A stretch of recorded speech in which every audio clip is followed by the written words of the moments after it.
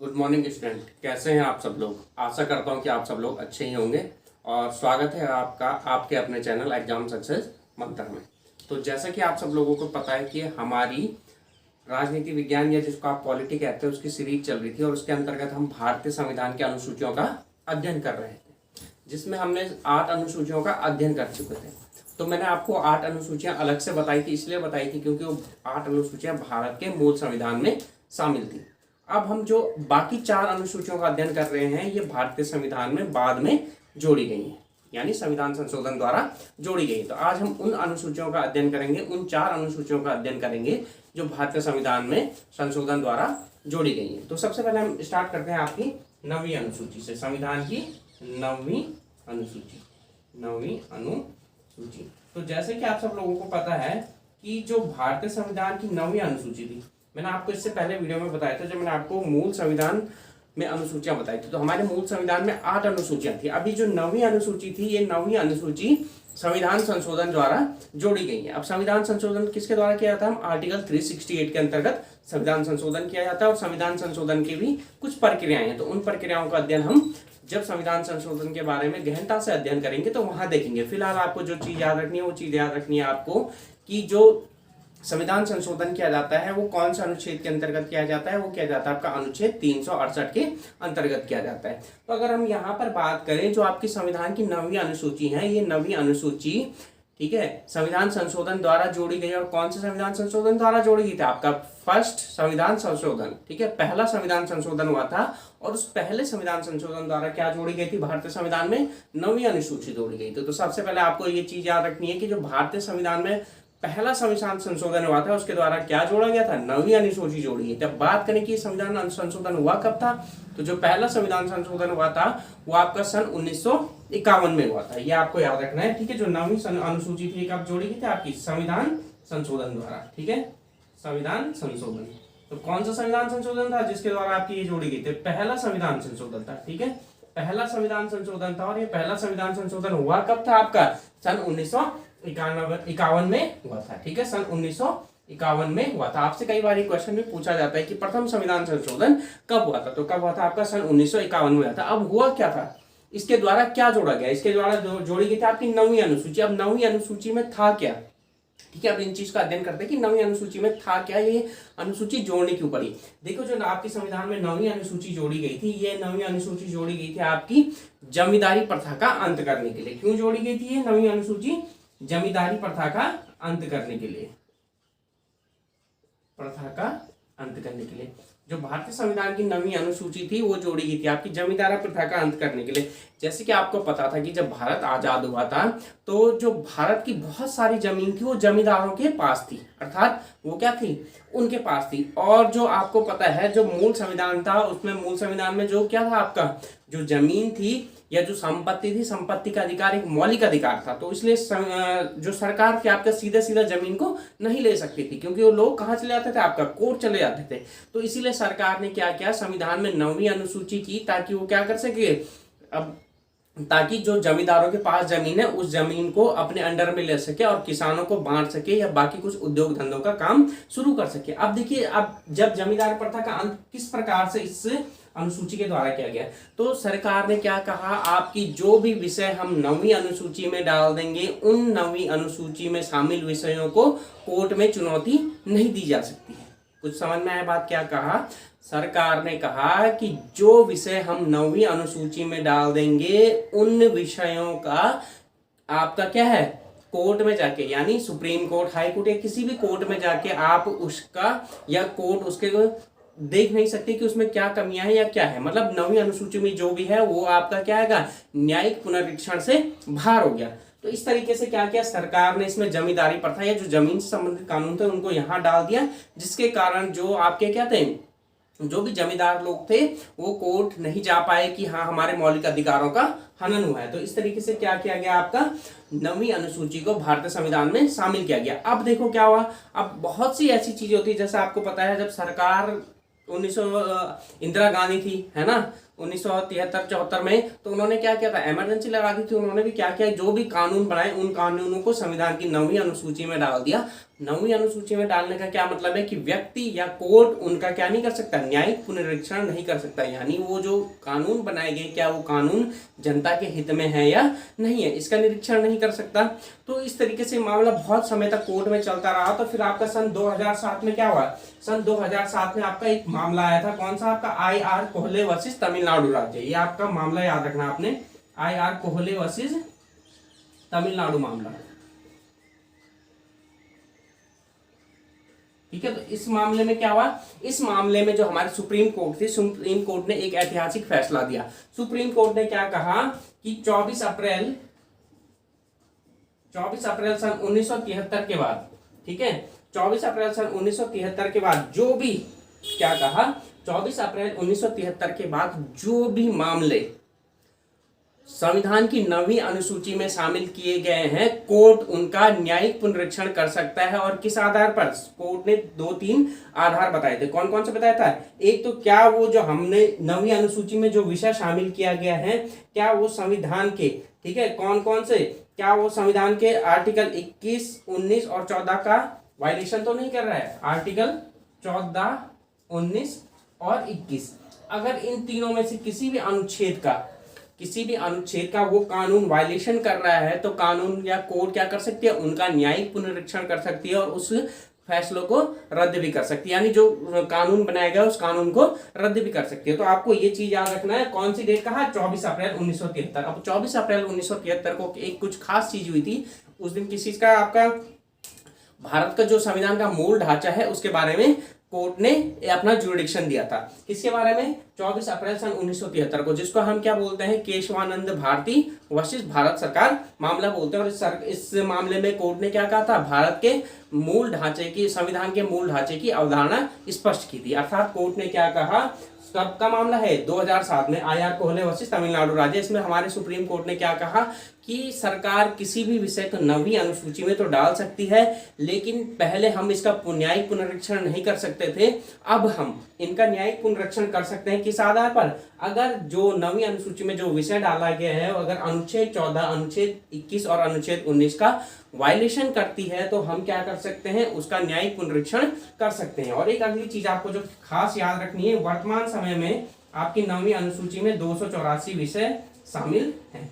आपसे कई बार पूछ, तो ये सारी चीजें किसके द्वारा हुई थी, ये सारी चीजें हैं भारतीय संविधान की 9वीं अनुसूची में। तो इन सारी चीजों का आपने याद रखना है। 9वीं सूची आपकी बहुत ही इंपॉर्टेंट हो जाती है। पहली चीज तो क्यों होती है, क्योंकि हमारे संविधान में जो संविधान संशोधन किया था, सबसे पहले संविधान संशोधन द्वारा यही अनुसूची जोड़ी गई थी। और कब किया गया था, 1951 में किया गया था। और क्यों जोड़ी गई थी 9वीं अनुसूची, क्योंकि सरकार जमींदारी प्रथा का अंत करना चाहती थी। अगली जो चीज याद रखनी है, ठीक है, इसमें क्या हुआ, जैसे मैंने आपको बताया कि न्यायिक पुनरीक्षण नहीं हो सकता था। तो सन 2007 में IR कोहले वर्सेस तमिलनाडु राज्य के मामले में सुप्रीम कोर्ट ने एक फैसला दिया। वो फैसला क्या है, बहुत ही ऐतिहासिक फैसला है। उसके अंतर्गत हमारे सुप्रीम कोर्ट ने क्या कहा कि 24 अप्रैल सन 1973 के बाद जो भी मामले 9वीं अनुसूची में डाले गए हैं, इन 3 अनुच्छेदों के वायलेशन के आधार पर कोर्ट क्या कर सकता है, उनका पुनरीक्षण कर सकता है। और वर्तमान समय में जो संविधान की 9वीं अनुसूची है उसमें 284 विषय शामिल है। तो ये सारी चीजें आपको याद रखनी है। और संविधान संशोधन किसके द्वारा किया जाता है, आर्टिकल 368 के द्वारा संविधान संशोधन किया जाता है। इसकी 2-3 प्रक्रियाएं होती हैं, उन प्रक्रियाओं को भी हम डिटेल से देखेंगे जब हम संविधान संशोधन के बारे में अध्ययन करेंगे। तो अब चलते हैं हम संविधान की 10वीं अनुसूची के बारे में और देखते हैं कि संविधान की 10वीं अनुसूची कब जोड़ी गई और 10वीं अनुसूची के अंतर्गत क्या क्या है। तो देखिए, जो संविधान की 10वीं अनुसूची थी, यह भी संविधान संशोधन द्वारा जोड़ी गई। और ये कौन से संविधान संशोधन द्वारा जोड़ी गई थी, आपकी 52वें संविधान संशोधन सन 1985 द्वारा जोड़ी गई थी। ठीक है, ये जोड़ी गई थी आपकी 52वें कॉन्स्टिट्यूशनल अमेंडमेंट सन 1985 द्वारा जोड़ी गई थी। तो जो 10वीं अनुसूची थी वो भी भारतीय संविधान में संविधान संशोधन द्वारा जोड़ी गई थी। और कौन से संविधान संशोधन द्वारा जोड़ी गई थी, 52वें संविधान संशोधन सन 1985 द्वारा जोड़ी गई थी। अब इस अनुसूची में था क्या, उस चीज के बारे में अध्ययन करते हैं। जो संविधान की 10वीं अनुसूची थी, संविधान की 10वीं अनुसूची में बताया गया है दल बदल के आधार पर निर्भरता। ठीक है, दल बदल कानून, दल बदल के बारे में बताया गया। अर्थात जैसे कि आपको पता था पहले क्या होता था, भारतीय राजनीति में कोई व्यक्ति किसी भी पार्टी से चुनाव लड़ता था और चुनाव जीतने के बाद वो अपनी पार्टी बदल ले जाता था, किसी दूसरी पार्टी में चला जाता था, या कोई निर्दलीय सदस्य तो जा सकता है, पर कुछ भी मतलब आप किसी भी पार्टी से चुनाव लड़ो और अगर आपको आपकी मनपसंद की सीट ना मिले या आपको मंत्री ना बना जाए तो आप वो पार्टी छोड़कर दूसरी पार्टी में चले जाते थे। इस तरीके का पहले भारतीय राजनीति में चला करता था।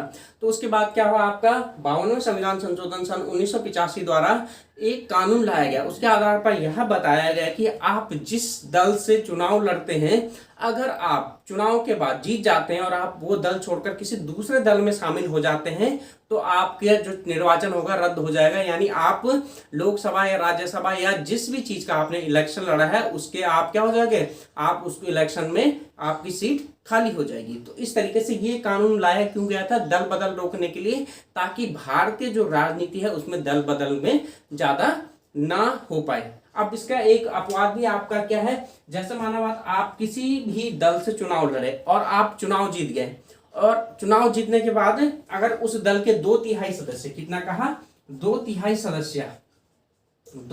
सदस्य उस दल को छोड़कर किसी दूसरे दल में शामिल हो जाते हैं तो ये आपका दल बदल के अंतर्गत नहीं आता है। तो यहाँ पर आपके अंतर्गत आपके पास दल बदल कानून नहीं लगेगा, लेकिन उसके लिए शर्त क्या है कि उस दल के जो भी चुनाव जीते हैं उनमें से कितने 2/3 सदस्य दूसरी पार्टी में जाने चाहिए। तो इस अवस्था में आपका दल बदल कानून वहां पर लागू नहीं होता है। तीसरी बात ये होगी, अब यहाँ की जो चौथी बात आपको याद रखना है कि जो दल बदल के संबंध में जो भी निर्णय होता है, यानी जो मतलब जिस सदस्य ने दल बदल किया है, क्या वो निरर्हर्य है, यानी वो संसद में बैठने लायक है या नहीं है, इसका फैसला कौन करता है, दल बदल का फैसला। ठीक है, फैसला कौन करता है आपका दल बदल का, जो पीठासीन होगा या जो सभापति होगा। ठीक है, जो क्या होगा, सभापति होगा, वही फैसला करता है। जैसे अगर हम लोकसभा की बात करें तो लोकसभा में लोकसभा अध्यक्ष इस चीज का फैसला करेगा कि क्या जो व्यक्ति एक दल छोड़कर दूसरे दल में गया है वो दल बदल कानून के अंतर्गत आएगा या नहीं आएगा। अगर हम राज्यसभा की बात करें तो राज्यसभा में कौन होता है आपका, उपराष्ट्रपति या उपसभापति इस बात का फैसला करेंगे कि क्या व्यक्ति जो मतलब पीठासीन होगा उस समय, अगर उपराष्ट्रपति होंगे तो उपराष्ट्रपति फैसला लेंगे। ठीक है, अगर वो नहीं होंगे उनकी जगह उस समय कौन बैठे हैं, डिप्टी स्पीकर बैठे, तो वो डिप्टी स्पीकर फैसला करेंगे कि क्या, ठीक है, अगर वो डेप्यूटी स्पीकर फैसला करेंगे कि क्या वो व्यक्ति दल बदल कानून के अंतर्गत आता है या नहीं आता है, यानी वो उस सदन का सदस्य रहने लायक है या नहीं है। तो ये 4 चीजें आपको यहाँ से ध्यान रखनी है। सबसे पहले तो आपको ये रखना है कि जो आपका 10वीं अनुसूची थी वो 52वें संविधान संशोधन सन 1985 द्वारा जोड़ी गई थी। किस चीज से संबंधित थी, आपकी दल बदल से संबंधित थी। दल बदल क्या होता है मैं आपको सारा बता चुका हूं। सॉरी। तीसरी चीज आपको क्या ध्यान रखनी है, अगर 2/3 सदस्य एक दल को छोड़कर दूसरे दल में चले जाते हैं तो उन पर यह दल बदल कानून लागू नहीं होता। चौथी चीज आपको क्या याद रखनी है यहाँ से, दल बदल कानून का फैसला कौन करता है, उस सदन का सभापति करता है। जो भी उस समय क्या होगा, आपका पीठासीन होगा, वो फैसला करेगा कि जो व्यक्ति दल छोड़कर गया है क्या वो दल बदल कानून के अंतर्गत आता है या नहीं आता है। तो ये थी आपकी 10वीं अनुसूची। अब हम बात करते हैं आपके संविधान की 11वीं अनुसूची में, और 11वीं अनुसूची में क्या क्या शामिल है। तो देखिए 11वीं अनुसूची में क्या आता है, आपके 11वीं अनुसूची जोड़ी गई थी आपकी 73वें संविधान संशोधन सन 1992 द्वारा जोड़ी गई थी। कौन से द्वारा जोड़ी गई थी, आपके 73वें कॉन्स्टिट्यूशनल अमेंडमेंट सन 1993 द्वारा जोड़ी गई, सॉरी 92 द्वारा जोड़ी गई थी और 93 में लागू हुई थी। ठीक है, 73वें संविधान संशोधन सन 1992 द्वारा जोड़ी गई थी। अब इसमें है क्या, विषय की बात करते हैं कि जो भारतीय संविधान की 11वीं अनुसूची है उस 11वीं अनुसूची में है क्या। तो जो भारतीय संविधान की 11वीं अनुसूची है उसमें पंचायती राज के बारे में बताया गया है। पंचायती राज, अच्छा आपको जो हमारे यहाँ होता है पंचायती राज दिवस कब मनाया जाता है, 24 अप्रैल को मनाया जाता है। कब मनाया जाता है, 24 अप्रैल को पंचायती राज दिवस मनाया जाता है। ये भी आपको याद रखना है। क्यों मनाया जाता है, क्योंकि 24 अप्रैल को ही हमारे देश में जो पंचायती राज कानून था वो लागू हुआ था। कब हुआ था, क्या क्या विषय हैं, इन सब का अध्ययन भी हम पंचायती राज कानून या जो स्थानीय शासन पढ़ेंगे उसके अंतर्गत करेंगे। फिलहाल आपको याद रखना है जो भारतीय संविधान की 11वीं अनुसूची है वो कब जोड़ी गई थी, आपकी 73वें संविधान संशोधन सन 1992 द्वारा जोड़ी गई थी। और इसके अंतर्गत क्या है, पंचायती राज के बारे में बताया गया है। और भारत में पंचायती राज दिवस कब मनाया जाता है, 24 अप्रैल को मनाया जाता है। अब हम इसमें बात करते हैं कि इसमें है क्या क्या। ठीक है। जो हमारे पास संविधान की 11वीं अनुसूची है, 11वीं अनुसूची में पंचायतों के बारे में बताया गया, यानी पंचायत किस किस विषय में या किस किस क्षेत्र में काम कर सकते हैं। तो इसमें पंचायतों को कार्य करने के लिए कितने विषयों के बारे में जानकारी दी गई है? 29 विषय के बारे में जानकारी दी गई। यानी पंचायतों को 29 ऐसे विषय दिए गए हैं जिन पर वो कानून क्या कर सकती है, कार्य कर सकती है ना।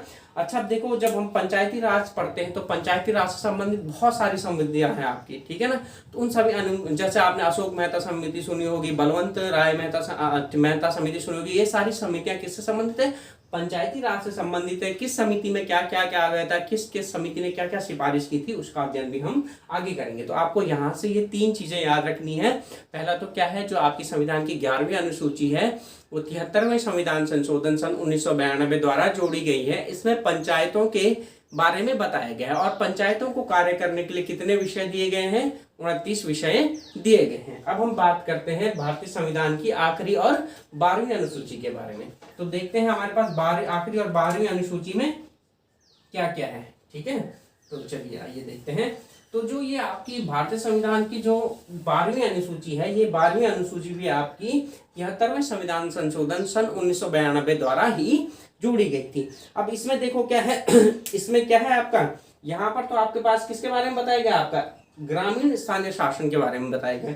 और जो आपकी 73वीं संविधान जो आपकी 12वीं अनुसूची है, इसमें नगरों के प्रशासन के बारे में बताया गया, यानी नगर प्रशासन यानी नगर पालिकाओं आदि के बारे में बताया गया है, ठीक है। तो जो नगर पालिका आदि के बारे में जानकारी दी गई हो आपके संविधान की 12वीं अनुसूची में दी गई है, और जो पंचायतों के बारे में जानकारी दी गई हो संविधान की 11वीं अनुसूची में दी गई है। तो दोनों में हल्का सा अंतर है, ये आपको समझना है। नगरों के प्रशासन यानी नगर पालिका होगी, नगर निगम हो गया, ठीक है। तो जो इन सब के बारे में जो प्रशासन की जानकारी दी गई है वो संविधान की 12वीं अनुसूची में दी गई है। अगर हम बात करें कि इनको कितने विषय दिए गए हैं, तो नगर पालिका और नगर निगम आदि जो भी हमारे पास क्या है, नगरीय निकाय हैं, नगरीय निकायों को कार्य करने के लिए 18 विषय बताए गए हैं। कितने विषय बताए गए हैं आपके? 18 विषय बताए गए हैं। किन 18 विषयों पर नगर निगम क्या क्या कार्य कर सकता है? और हाँ, आपको एक बात बता दूं कि अलग अलग राज्यों में मतलब विषय तो टोटल कितने हैं? 18 हैं। उसमें कितने हैं? 29 है। लेकिन अलग अलग राज्य सरकारों ने अपने राज्यों में ये अलग मतलब 18 से किसी ने पूरे 18 विषय दे रखे हैं, किसी ने 18 से कम दे रखे हैं। वो आपके राज्य सरकारों पर निर्भर करते हैं कि वो राज्य सरकारें अपने स्थानीय प्रशासन को स्थानीय प्रशासन को कितने विषय देना चाहती है। कहीं कम दिए गए हैं, कहीं ज्यादा, 18 से ज्यादा कहीं नहीं है। हाँ, कहीं 10 दिए गए हैं, कहीं 12, कहीं 15, कहीं पूरे 18 भी हैं। इस तरीके से दिया गया है। तो ये हमारी संविधान की आखिरी अनुसूची थी। आशा करता हूं कि आपके समझ में ये आया होगा। तो आज हमने उन अनुसूचियों का अध्ययन किया जो भारतीय संविधान में संविधान संशोधन द्वारा जोड़ी गई थी। इसीलिए मैंने आपके विषय ये टॉपिक था जो अनुसूची का, ये अलग से बनाया है। क्यों? ताकि आपकी समझ में आ जाए कि कौन कौन से विषय संविधान संशोधन द्वारा जोड़े गए हैं और कौन कौन से संविधान संशोधन द्वारा जोड़े गए हैं और क्या क्या उनकी खासियत है। आशा करता हूं कि आपको ये सेशन अच्छा आया होगा और आप इसी तरीके से हमारे चैनल को प्यार देते रहिए और हम आपके लिए इसी तरीके से अच्छी अच्छी जानकारियां और अच्छे अच्छे कंटेंट बनाकर लाएंगे। बहुत बहुत धन्यवाद।